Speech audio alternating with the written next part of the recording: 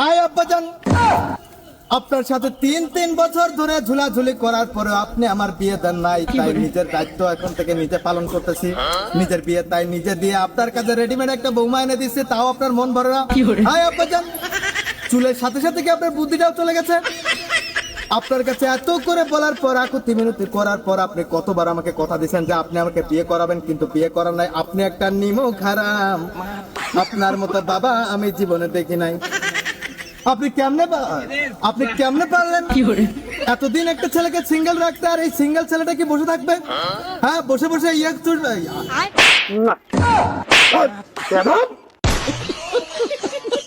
তোমার বউকে তুমি ঘরে তুলো না, এমন মিষ্টি বউ আর খুঁজে পাবে না।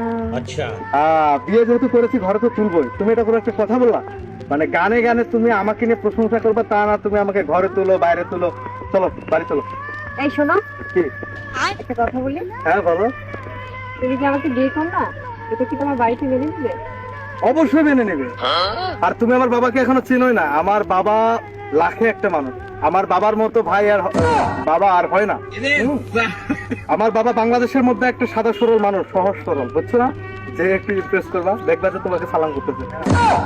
তুমি সালাম করতেছে। চলো ঠিক আছে। আসো, এই যে আমার বাবা। আপনাদের আসসালামু আলাইকুম। ওয়ালাইকুম আসসালাম। আপনি এখানে কি করেন? এই যে বউ বাড়ি। হ্যাঁ, এদিকে একটু তাকান। কি? এই যে দেখেন। কে? আপনাদের আপনার বৌমা বউ মানে? যে আপনাদের সালাম করেন। হ্যাঁ? আমি সালাম করবো? না, তুমি সালাম করো। আচ্ছা, নমস্কার। হ্যাঁ, তারা বলো কেন? কেন? আমি তোমার বাবা, তুমি বিয়ে করছো, আমি জানি না কার মেয়ে, কি পরিচয়, কি বংশ। হ্যাঁ, আপনাদের বংশ অত্যন্ত সুন্দর।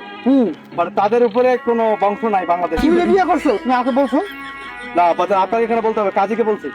আজ বলছো না, আমি অভিভাবক, আমি তোমার বাবা। আমি জানলাম না তুমি বিয়ে করছো, তুমি কি কামাই করে খাওয়াবা, কার বাসায় উঠাবা?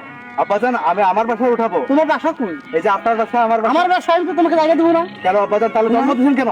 জন্ম দিয়েছি তোমাকে, আমি বিয়ে করাবো, তুমি নিজে বিয়ে করাস না কেন? আয় আব্বাজান, আপনার সাথে ৩ বছর ধরে ঝুলাঝুলি করার পরে আপনি আমার বিয়ে দেন নাই, তাই নিজের দায়িত্ব এখন থেকে নিজে পালন করতেছি। নিজের বিয়ে তাই নিজে দিয়ে আপনার কাছে রেডিমেড একটা বৌমা এনে দিচ্ছে, তাও আপনার মন ভরে না। আয় আব্বাজান, চুলের সাথে সাথে কি আপনার বুদ্ধিটাও চলে গেছে?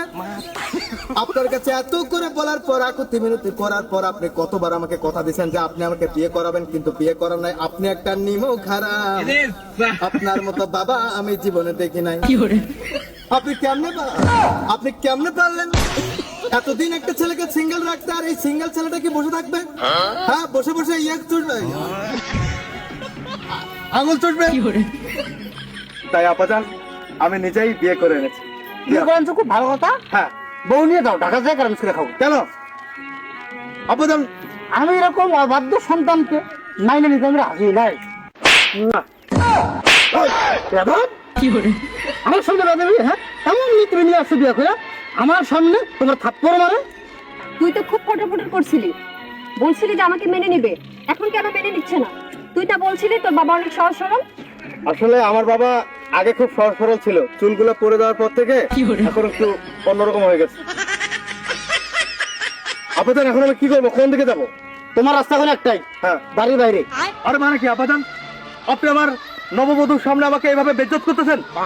আজকে আপনার একটা বাড়ি আছে বলে সে বাড়িতে উঠার আমি কি অধিকার হারিয়ে ফেলেছি? হ্যাঁ। আর বিয়ে করেছি পাপ হয়েছে? অবশ্যই। আমাকে সোজা আপনি যেতে বলছেন, এরকম বউ আপনি পাবেন?